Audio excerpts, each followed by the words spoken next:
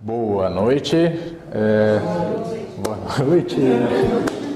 Tem essa apresentação da vida de Jesus Cristo, tem uma segunda parte, parte 2, e depois tem mais duas apresentações. Eu dividi aqui a apresentação em duas partes. De verdade, a ideia dessa apresentação não é cobrir a vida toda de Jesus Cristo, até porque boa parte dela a gente sabe. Eu já tive a oportunidade de ler esses apócrifos, e graças a Deus eles foram retirados da Bíblia, porque tem coisas extremamente forçadas ali. Eles tentam colocar Jesus bebê fazendo milagre, coisas desse tipo, tá? O concílio foi uma coisa ruim para algumas partes, mas ela foi muito boa para outras, porque tirou um pouco do misticismo que existia em muitos apócrifos.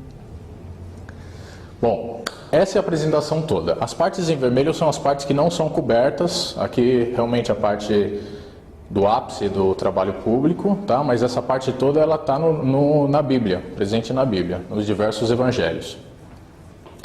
Eu dividi a apresentação do Neemias em duas partes, parte 1 e parte 2.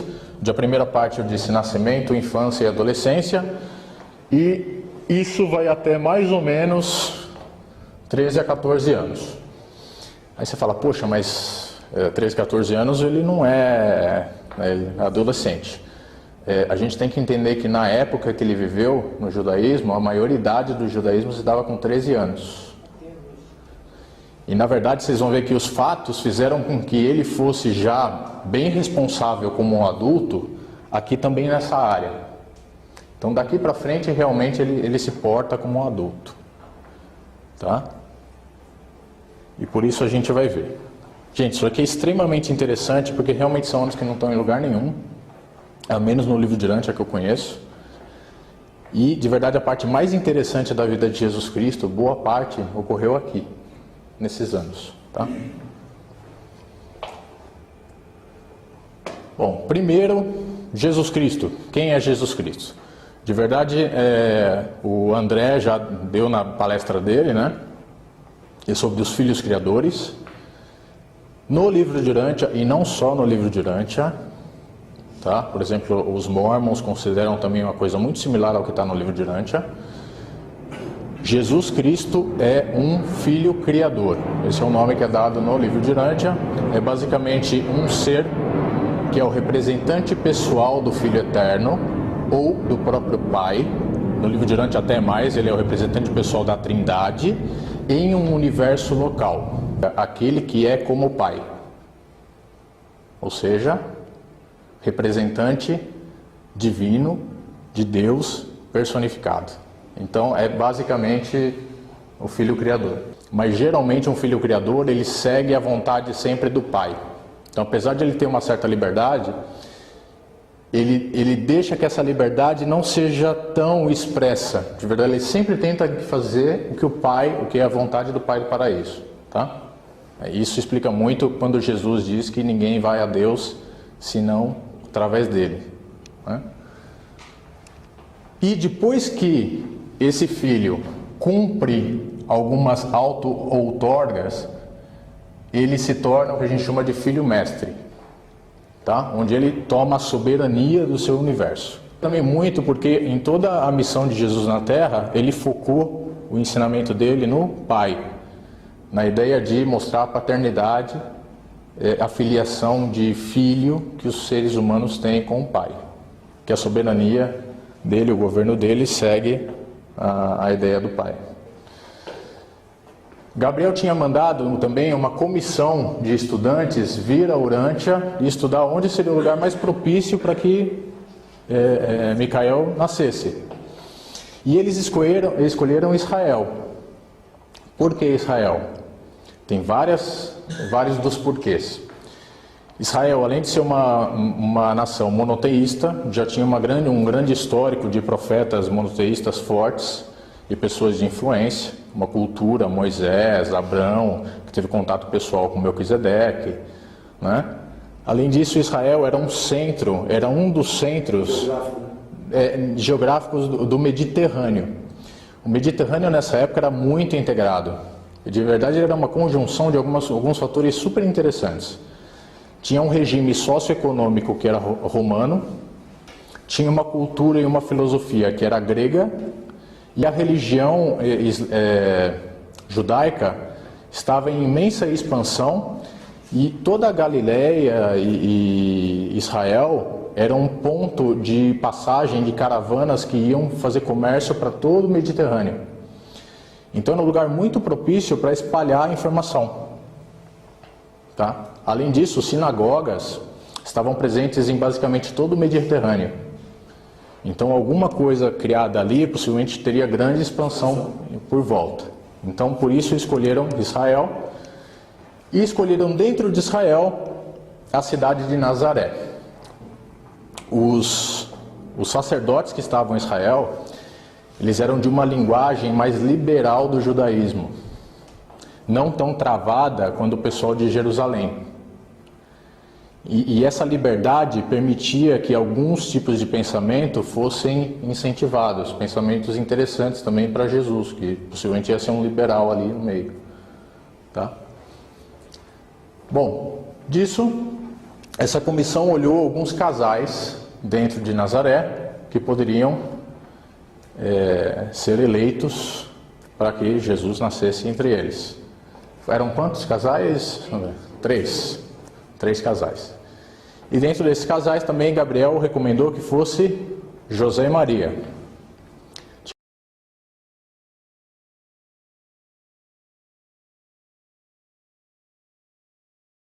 Tem alguns motivos também. Primeiro que independente do casal que eles escolhessem, eles queriam que essas pessoas fossem simples, extremamente simples. Eles queriam que Jesus fosse criado como uma pessoa simples e reconhecido como uma pessoa simples, para que a mensagem dele fosse disponível para todo tipo de gente. Tá? José era bem simples e dentre a sua família e seus ancestrais também havia um monte de gente comum, nada de tão especial. Um ou outro de personalidade mais forte, que interessava a eles.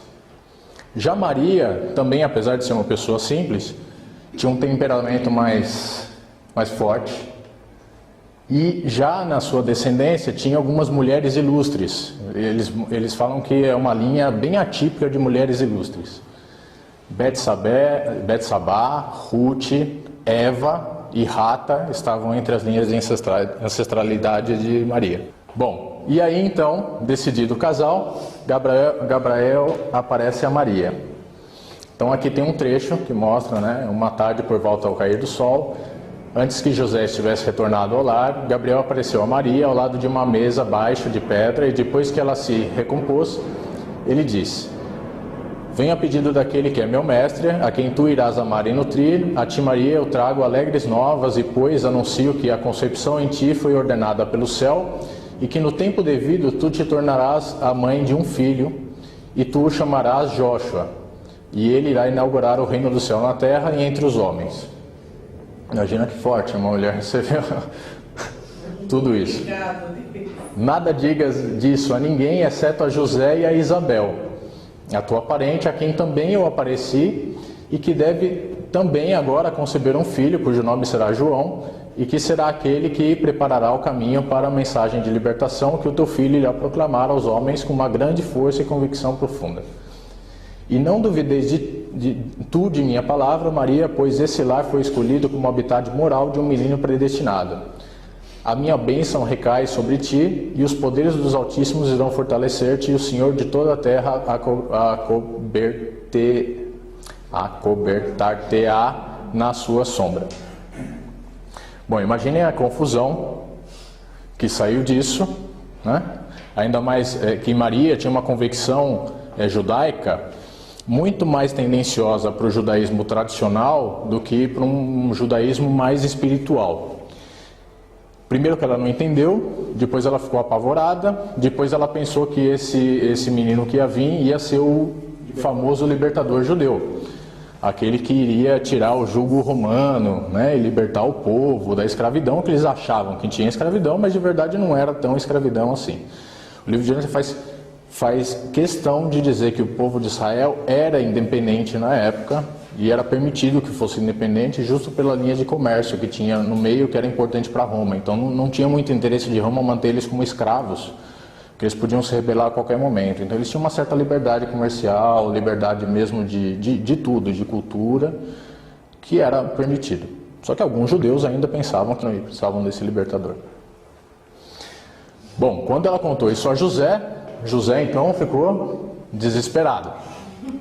Aqui começam algumas coisas interessantes, que são mudanças de paradigma com respeito à Bíblia. Primeiro que no conceito judaico e dos profetas, esse libertador viria de uma mulher virgem. Ok? No livro de Irântia fala que essa mensagem foi dada a Maria por Gabriel no dia seguinte à concepção de Jesus. Bom, José ficou apavorado e ficou em grande dúvida. E um dia, depois de várias semanas que ele estava em dúvida, um dia num sonho apareceu um ser de luz para ele e falou: José, não fique atormentado, realmente a Maria está esperando um filho predestinado. E José, por sorte, acordou mais contente e aceitou. E já José nutriu uma ideia de Jesus que era bem diferente de Maria. Ele queria ser realmente um líder espiritual, não um líder político, um líder judaico tradicional. Tá? Bom, nessa época, antes de Jesus nascer, César Augusto decreta um censo. O povo judaico era um pouco reticente a essas questões de contagem de censo, só que eles eram obrigados, eles estavam ali. Então, José se preparou para partir. Ele queria ir sozinho, mas Maria, já grávida, tinha medo que de repente o parto ocorresse enquanto José estivesse fora. Então ela meio se jogou para ir junto de José. A hora que José estava preparando as coisas, ela fez provenções duplas e se jogou e José aceitou, então vamos embora. Tá? Eles partiram dia 18 de agosto, de dia 7 a.C. Aí você fala, poxa, 7 a.C.? E aqui Jesus já estava para nascer, não? Ele não demorou 7 anos para nascer, né? Bom, eles chegam a Belém e não encontram um lugar para se hospedar, porque a cidade estava cheia por causa do censo. E aí, naquele calor de tentar achar um lugar, por sorte, alguns tinham pego uma área de estábulo e fizeram uma reserva, limparam o estábulo e puseram alguns colchões, não são colchões, eram palhas, né? Mantas, esteiras confortáveis, e ofereceram então que eles ficassem lá. Eles ficaram num canto que era basicamente uma área de estocagem de grãos, que foi preparada como se fosse um aposento, e ficaram ali. Aí Jesus nasce. Durante essa noite Maria estivera inquieta, de forma que nenhum dos dois dormiu muito. Ao amanhecer, as pontadas do parto já estavam bem evidentes, e no dia 21 de agosto do ano 7 a.C., ao meio-dia, com a ajuda de ministrações carinhosas de mulheres viajantes amigas, Maria deu à luz a um pequeno varão, Jesus de Nazaré, havia nascido para o mundo. E estava enrolado nas roupas que Maria tinha trazido consigo para essa possível contingência, e deitado em uma manjedoura próxima. Da mesma forma que todos os bebês tinham vindo ao mundo até então, e viriam desde então, nasceu um menino prometido. No 8º dia, conforme a prática judaica, ele foi circuncisado e formalmente denominado Joshua. Que essa é a apresentação no templo, que se dá mais ou menos 8 dias depois do nascimento. Tá? A apresentação do templo é tanto porque é um primogênito, e todo primogênito judaico ele é ofertado ao pai. Só que tinha aquela história do sacrifício, né? De você sacrificar o primogênito. Moisés tinha substituído essa prática de sacrificar o primogênito para as famílias pobres ao sacrifício de 2 pombos. Então eles levaram 2 pombos, os pombos foram sacrificados e pronto. E Maria tem que fazer um ritual de purificação, porque no parto eles falam que a mulher fica impura. Então também aproveita e faz esse procedimento de purificação. Existe a história dos 3 reis magos. Você lembra da história dos 3 reis magos? Chegam os 3 reis magos enquanto Jesus recém-nasceu para presentear com oferendas, etc. Bom, no livro de Irântia já São 3 sacerdotes de Ur, na Mesopotâmia, que eles tinham um sacerdote mestre que era um pouco estranho, e esse sacerdote disse para eles que iria nascer a luz do mundo, a luz da vida em Belém. E eles, acreditando muito, eles foram para Belém. Quando eles chegaram em Belém de verdade, Jesus já tinha nascido fazia mais de um mês. Eles procuraram e encontraram Zacarias. E Zacarias disse: olha, essa luz do mundo que vocês estão achando é Jesus. Vão lá encontrar eles, tá? E eles foram. Eles foram e viram um menino, tudo. A questão é que Herodes, que era o governante romano de Belém, ele soube através de espiões que esses sacerdotes tinham vindo porque uma luz do mundo tinha nascido. E essa luz do mundo, no conceito dele, ia ser um rei judeu. Bom, na Judeia não existia rei, então ele se sentiu ameaçado, não é? E ele então decidiu chamar esses sacerdotes. Ele conseguiu chamar os sacerdotes, perguntou: mas me diga, onde é que está, né? E eles realmente não falaram onde estava esse bebê, nada disso. Só que Herodes sabia mais ou menos quando ele tinha nascido, né? E mandou que fossem massacrados. De verdade, antes disso, ele tentou por 1 ano buscar esse bebê, não conseguiu achar, e vendo que não ia conseguir achar, ele mandou matar todos os primogênitos que tivessem até 2 anos de idade, que tivessem nascido em Belém. Isso foi 1 ano depois. Por sorte, os sacerdotes tinham avisado Zacarias de novo, e Zacarias avisou José, e José, com medo de que fosse pego, resolveu fugir. Fugiram para o Egito, para Alexandria. E lá eles ficaram em Alexandria por 2 anos. Jesus recebeu toda a parte inicial de criação em Alexandria. Bom, em Alexandria ficaram até mais ou menos 2 anos de idade. E lá José encontrou alguns parentes distantes que eram descendentes de Equinaton. E souberam que Jesus era um filho prometido. E eles levaram isso muito como verdade e resolveram presentear a criança com escritos da Bíblia em grego, tá? Do Torá, né? Em grego, para Jesus, que é o que está aqui. Durante os 2 anos que permaneceram em Alexandria, Jesus desfrutou de uma boa saúde e continuou crescendo normalmente. Afora uns poucos amigos e parentes, não se contou a ninguém sobre Jesus ser um filho prometido. Um dos parentes de José revelou isso a alguns amigos em Mênfis, descendentes distantes de Equinaton, e eles, com um pequeno grupo de crentes de Alexandria, reuniram-se na casa palaciana dos parentes e benfeitores de José, pouco tempo antes do retorno à Palestina, para dar os melhores votos à família de Nazaré e para prestar os seus respeitos à criança. Nessa ocasião, os amigos reunidos presentearam Jesus com uma cópia completa da tradução grega das Escrituras dos Hebreus. Bom, depois disso, já passado 2 anos, eles decidem voltar para Belém, acham que já não havia problema.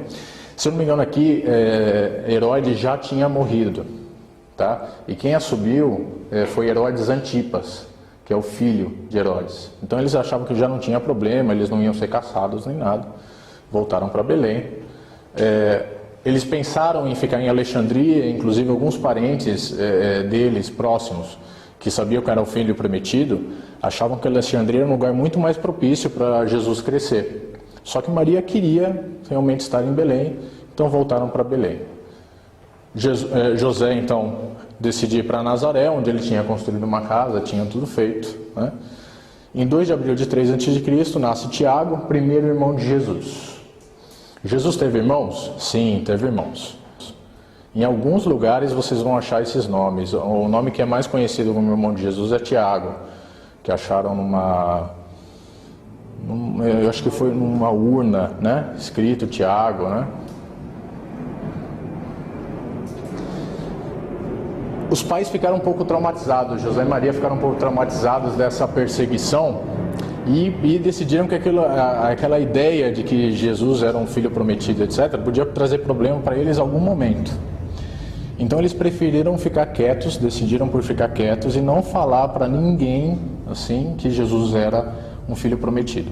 Mantiveram o segredo entre eles e só entre os familiares que já sabiam disso, né? Familiares próximos. Nessa época Jesus faz amizade com um vizinho, que é Jacó. Depois vocês vão ver, Jacó foi um protetor de Jesus, né? Nessa época houve uma epidemia de problemas intestinais em Nazaré, bem fortes, tá? E como José tinha uma loja em Nazaré e ali passavam muitas caravanas, Jesus começa a ter contato com o pessoal das caravanas que passam. Bom, aí passa-se um tempo, quando Jesus tem 5 anos de idade, no ano 2 a.C., ele toma a primeira decisão moral. Por mais de 1 ano depois do retorno a Nazaré, o menino Jesus chegou à idade de sua primeira decisão moral, pessoal, sincera. E um ajustador de pensamento veio residir nele, uma dádiva divina do Pai do Paraíso, que tinha até algum tempo atrás servido com Maquiventa Melquisedeque. Era o ajustador de Maquiventa. Já era um ajustador já com experiências, né? Ganhando assim a experiência de funcionar em ligação com a encarnação de um ser supramortal vivendo a semelhança da carne mortal. Esse acontecimento deu-se aos 11 de fevereiro do ano 2 a.C. Chega o ajustador, nesse mesmo ano nasce Miriam, e Jesus começa a ter uma atitude que de verdade deu muito problema para ele na infância. Jesus era muito inquisidor. Ele não se conformava com as coisas acontecerem e ficar quieto. Ele tinha que perguntar e queria respostas. E muitas vezes o pai dele não conseguia dar as respostas, ou ninguém conseguia dar as respostas. E isso deu muito problema para ele na infância, como a gente vai ver aqui em várias partes. Aqui José construiu uma loja de reparos em Nazaré para as caravanas. Antes a loja era só de venda de mantimentos. A Maria, por ter essa ideia do filho prometido, ela sempre protegeu muito, muito Jesus, a um ponto de que ele começou a ficar privado do contato pessoal com outras crianças. E aí José chegou e disse, olha, não vai ser muito bom isso para o crescimento dele, então Maria resolveu realmente abrir um pouco mais os braços e permitir que a criança se envolvesse de modo normal, não com uma super proteção que podia dar algum problema para ele em algum momento. Bom, essas perguntas todas porque ele queria saber de tudo. Bom, já no 6º ano, Jesus começava a estudar, toda a educação era dada em casa, tá? Por José e Maria. De verdade tem uma idade de mudança, eu acho que é com 5 anos. 7 anos. Até os 7 anos é a mulher que cuida, e aí dos 7 anos para frente é dado toda a educação para o pai. Isso. Ele começa a aprender grego com José. Maria não falava grego, mas José falava muito bem, tá? Aí tem um terremoto em Nazaré. Nesse terremoto, Jesus vem com uma das dúvidas dele, né? Então, o primeiro grande choque de Jesus na sua vida de menino ocorreu quando ele não tinha ainda 6 anos. Queria parecer ao menino que seu pai, ou ao menos o seu pai e a sua mãe juntos, tudo soubessem. E imaginem, pois, a surpresa desse garoto inquisitivo quando, ao perguntar ao seu pai sobre a causa de um terremoto pequeno que acabara de ocorrer, escutou de José: meu filho, eu realmente não sei. Assim começou aquela longa e desconcertante desilusão de Jesus ao descobrir que os seus pais terrenos não eram todos sábios nem todos conhecedores. O primeiro pensamento de José foi dizer a Jesus que o terremoto havia sido causado por Deus, mas uma reflexão momentânea aconselhou que essa resposta iria imediatamente provocar outras perguntas ainda mais embaraçosas. Imagina a experiência que José já tinha com Jesus nessa fase de, olha, eu não vou evitar, né, o desenrolar dessa conversa. Mesmo em uma idade tão tenra, era muito difícil responder às perguntas de Jesus sobre os fenômenos físicos ou sociais, dizendo a ele sem pensar que Deus ou que o diabo eram responsáveis. Em harmonia com as crenças predominantes do povo judeu, Jesus estava disposto a aceitar a doutrina dos bons e dos maus espíritos como explicação possível dos fenômenos mentais e espirituais. Mas muito cedo ele começou a duvidar de que essas influências não visíveis fossem responsáveis pelos acontecimentos físicos do mundo natural. ele tinha uma ligação cognitiva que era além da idade dele. Isso é visível em toda a parte que mostra a infância de Jesus. Tá? José ficava muito desconcertado com as orações um pouco informais de Jesus. O povo judeu tem um respeito enorme pelo pai, uma reverência, e Jesus sempre chamava o Pai do céu igual ao seu pai na terra. No livro de Daniel não fala como exatamente, mas eu suponho que seja como um papai.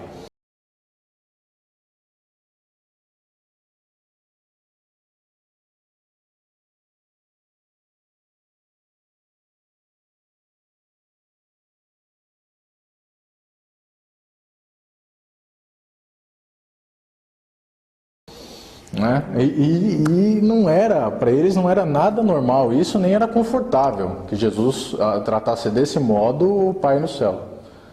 Bom, no 7º ano,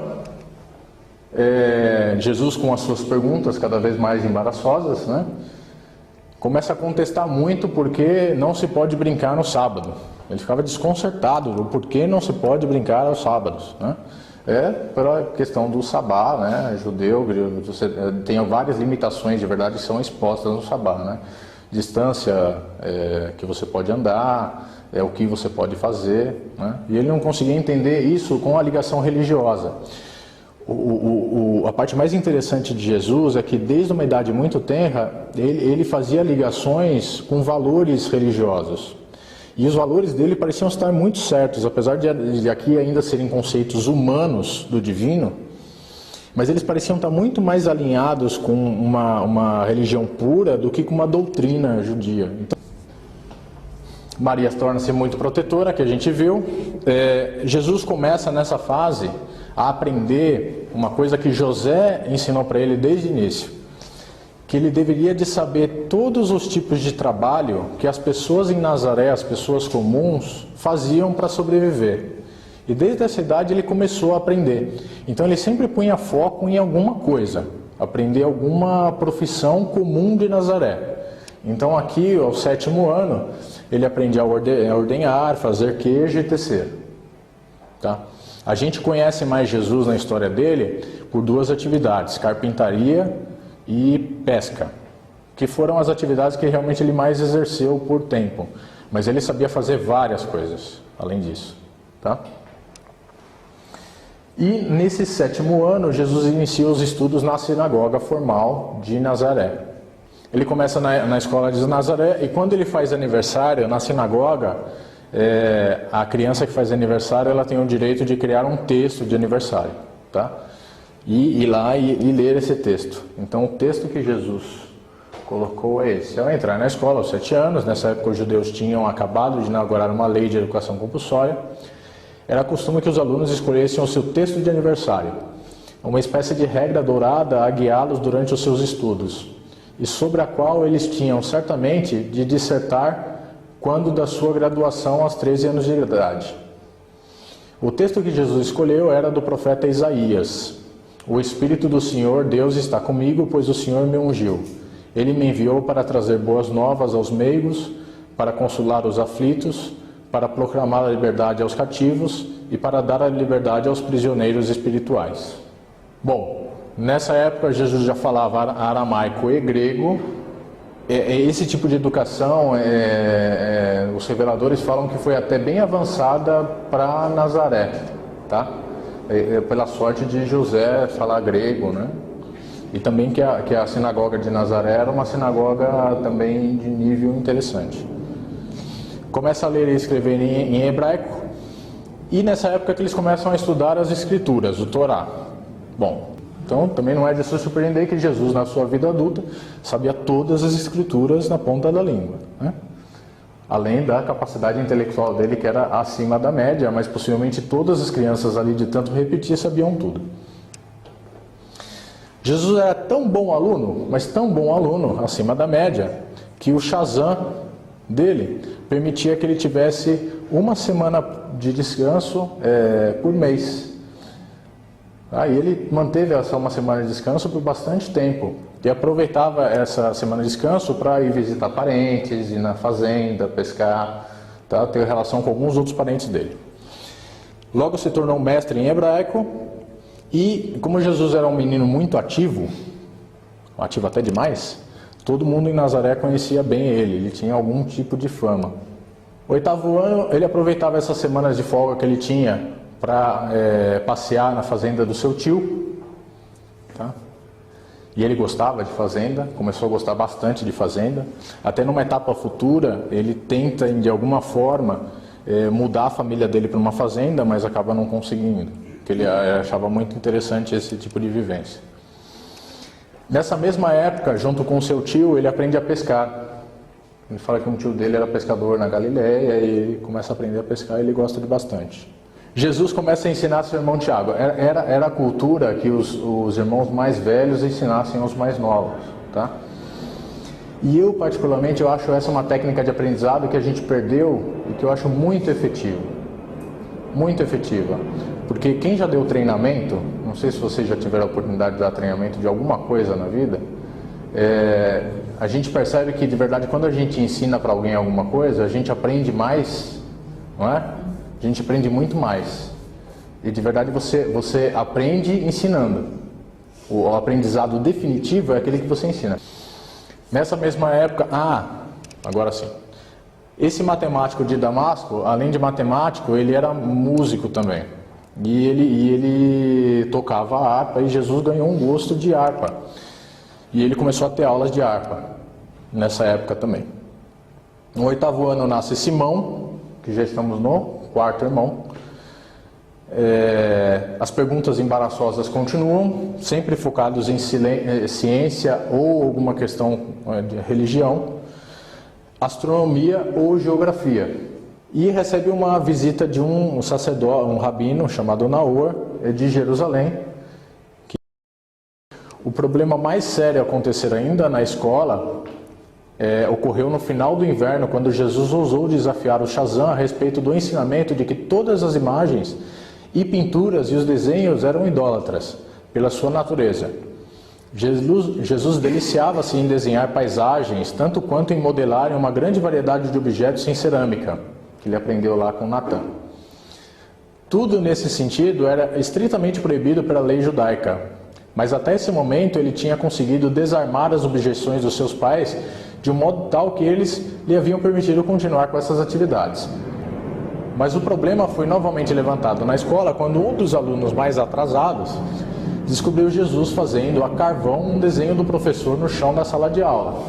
A caricatura e coisas assim não são coisas só de crianças levadas, né? Lá estava, claro, como o dia, e muitos dos anciões tinham visto aquilo antes que o comitê fosse chamar José para exigir que algo fosse feito para acabar com o descumprimento da lei por parte do seu filho primogênito.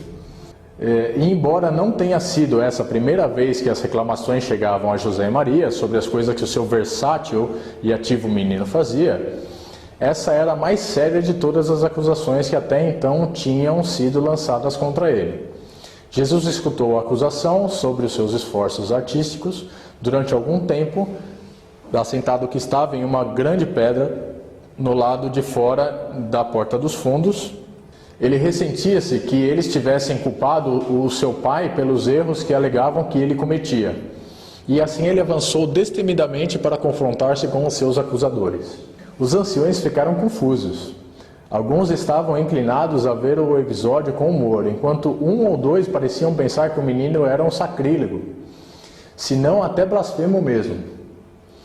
José estava perplexo e Maria indignada, mas Jesus insistia em ser ouvido. E ele teve a palavra e corajosamente defendeu seu ponto de vista com o consumado e amplo controle, e anunciou que se conformaria à decisão do seu pai nesta como em todas as questões controvertidas. E o comitê dos anciões partiu em silêncio. 9 anos. 9 anos. Então, possivelmente, realmente, ele parou de fazer, né, as artimanhas. Nessa época mesmo, ele escalou o Monte Tabor. Esse Monte Tabor era um monte perto de Nazaré que ele podia ver, era um dos picos mais altos ali. Ele podia ver quase todo o Oriente e o Ocidente ali, que era, se possível, ver em Nazaré.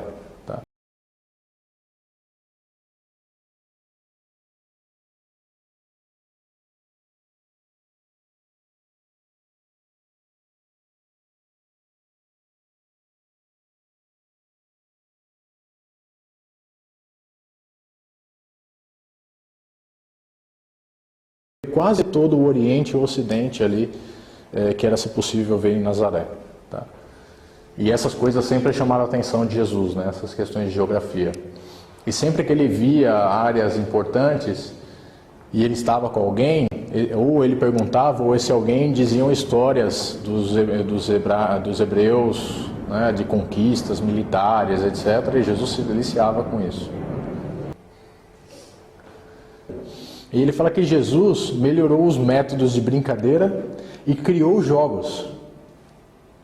Criou jogos. Né? De uma forma muito dinâmica e séria entre o grupo de 7 meninos. Esses grupos. Que as intenções dele e o tipo de anseio que ele tinha de cultura, de conhecimento, era muito mais amparado na conversa com mais velhos. Então ele gastava tempo falando com os mais velhos. Os mais velhos adoravam conversar com ele, só que o pessoal achava estranho. Não joga. Tanto que José e Maria muitas vezes chegavam nele e falavam: cara, você tem que ficar com o pessoal da sua idade, né? Se desenvolver com o pessoal da sua idade. E essas conversas eram com respeito a temas como agricultura, indústria, comércio. Então imagina uma criança de 10 anos discutindo sobre essas coisas, né? Tinha uma profundidade de raciocínio e agudeza de observação que só era amparada realmente com visões de mais velhos.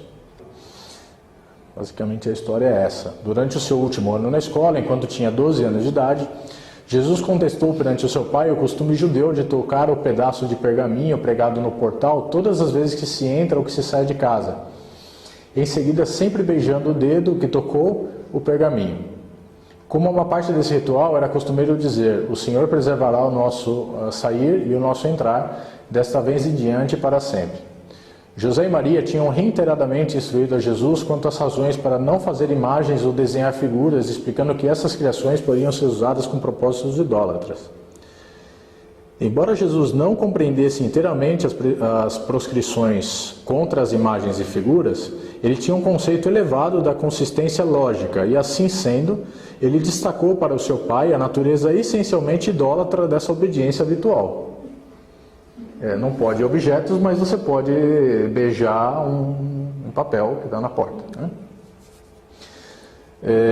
E José retirou o pergaminho depois que Jesus assim argumentara com ele. Né? Me parece que era meio esmagador as discussões com Jesus. Né? Então, em várias partes eles dizem que José evitava um pouco, né, ficar tomando muito, porque parece que ele sempre perdia a discussão. Não é isso? Bom, e é no ano 7 depois de Cristo que Jesus faz a primeira viagem à cidade santa, a Jerusalém. Ele sai em 9 de abril, 103 pessoas partem. De verdade, a ideia era que só os homens iam, não era costumeiro que as mulheres fossem. Só que Jesus insistiu que só iria se a sua mãe fosse. Então Maria, depois de muita insistência, falou: ok, eu vou. E aí um monte de mulheres em Nazaré resolveram ir também. Né? E Jesus, e no fim das contas, que as caravanas são divididas, principalmente na viagem da Páscoa, caravanas de mulheres vão para um grupo e caravanas de homens em outro. E Jesus foi na caravana das mulheres, guiando um dos burros que eles utilizavam. Tá? Foi aí que surgiu o chavão, Maria vai com as outras.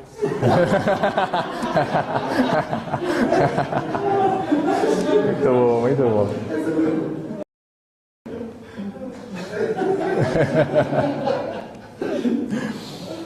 E aqui nessa parte aqui é que começam alguns outros problemas. Que falam que assim, que Jesus na sua educação formal, ele nutria uma vontade de ir para Jerusalém, de conhecer, porque era a cidade do pai, ele até falava isso, era a cidade do meu pai. Né?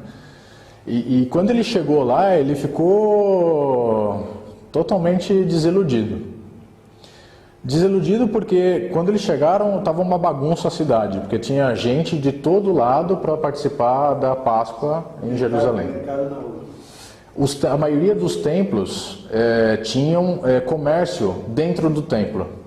Então era uma bagunça de gente falando, gente de todo tipo ali, e Jesus, é dito que Jesus não sentia um sentimento realmente espiritual das pessoas. As pessoas iam lá mais por uma questão de formalidade.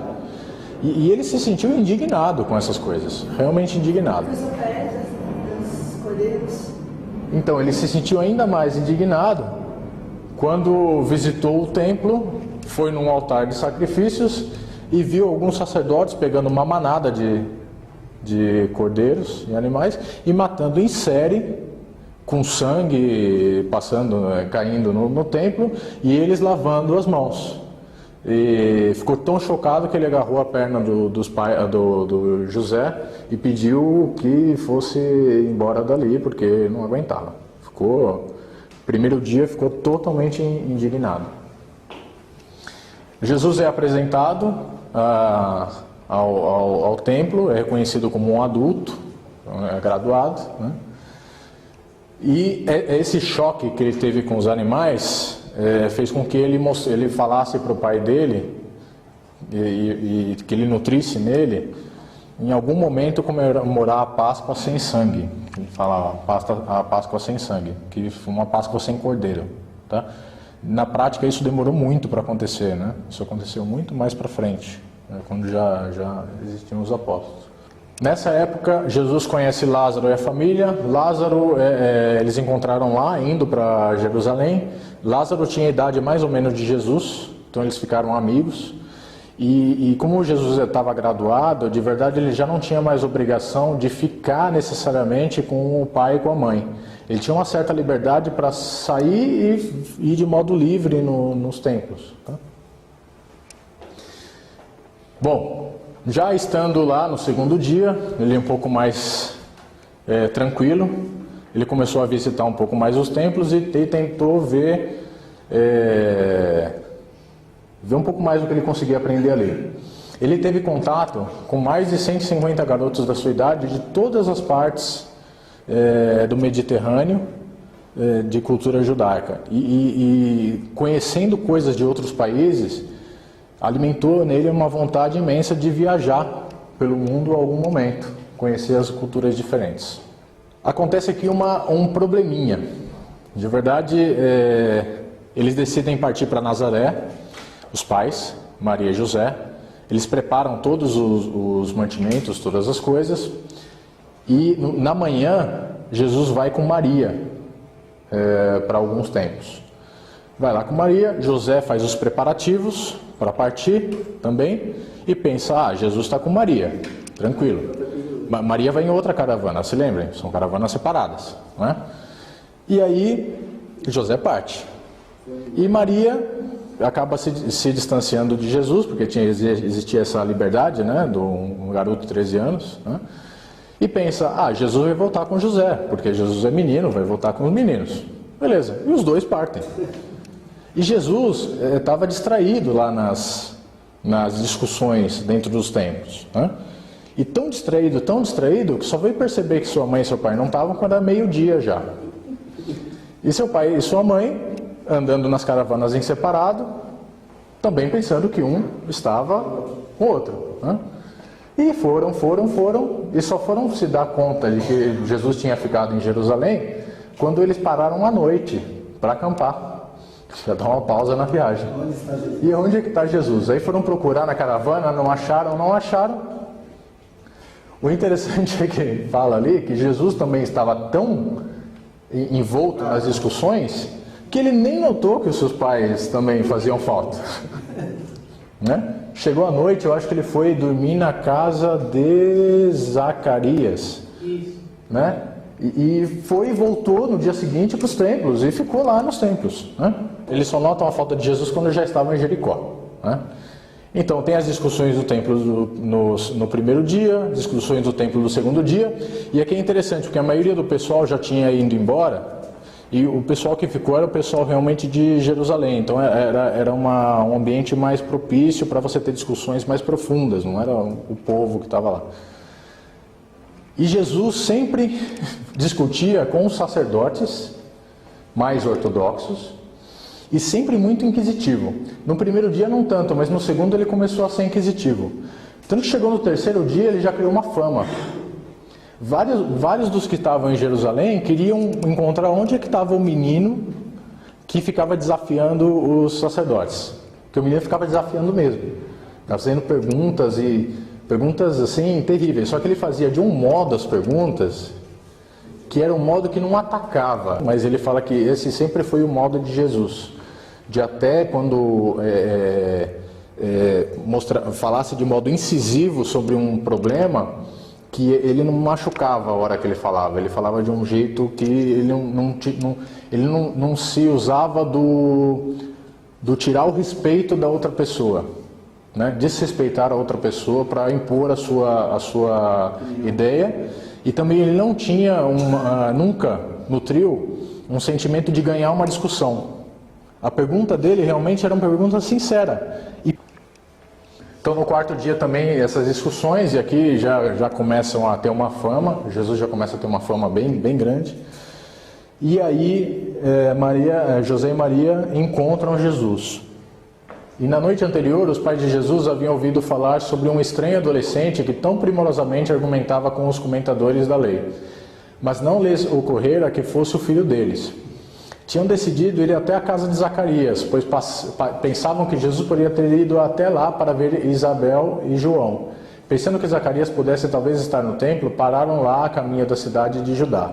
E ao passar pelas praças do templo, imaginai a surpresa deles e o assombro quando reconheceram a voz do jovem desaparecido e viram-no assentado entre os instrutores do templo. José ficou incapaz de falar, mas Maria deu vazão à sua emoção, a tanto contida de medo e ansiedade, e correndo até o jovem, agora de pé para saudar os seus pais atônitos, ela disse: Meu filho, por que nos trataste desse modo? Já faz mais de 3 dias que eu e seu pai estamos procurando desesperadamente por ti. O que te deu para nos abandonar? Foi um momento tenso. Todos os olhos estavam voltados para Jesus para ouvir o que ele diria. O seu pai olhou para ele em reprovação, mas sem dizer nada. Na verdade, Jesus não tinha culpa nenhuma disso, os pais realmente abandonaram. E também é falado no livro que, já que ele já tinha a maioridade judaica, não tinha realmente a necessidade de ele estar acompanhado com os pais. Mas o jovem mostrou-se à altura das circunstâncias. Se vós levardes em justa consideração todos os fatores que combinaram para criar essa situação, estareis mais bem preparados para penetrar na sabedoria da resposta do jovem à censura sem intenção da sua mãe. Depois de pensar por um momento, Jesus respondeu à sua mãe dizendo: Por que me procuraste por tanto tempo? Tu devias esperar encontrar-me na casa do meu pai, já que é chegado o momento no qual eu devo cuidar dos assuntos do pai. Tu deverias esperar encontrar-me na casa do seu pai, já que é chegado o momento, né? Poxa, você sabe o que eu estou fazendo, né? Todos ficaram surpreendidos com a maneira do jovem falar. Silenciosamente todos se retiraram e deixaram-no em pé sozinho com seus pais. Em breve o jovem rapaz aliviou a todos os 3 de um embaraço ao dizer calmamente: Venha cá, meus pais, ninguém fez nada senão aquilo que supunha ser o melhor. O nosso Pai nos céus determinou essas coisas, voltemos para casa. E partiram em silêncio, chegando a Jericó para passar a noite. Apenas uma vez pararam, e foi no cume das montanhas das oliveiras, quando o jovem levantou seu bastão para o alto e, agitando o corpo da cabeça aos pés, sobre a onda de uma intensa emoção, disse: Ó Jerusalém, Jerusalém, e seus habitantes, que escravos sois, subservientes ao jugo romano e vítimas das vossas próprias tradições. Mas eu voltarei para purificar o templo e libertar o meu povo dessa servidão.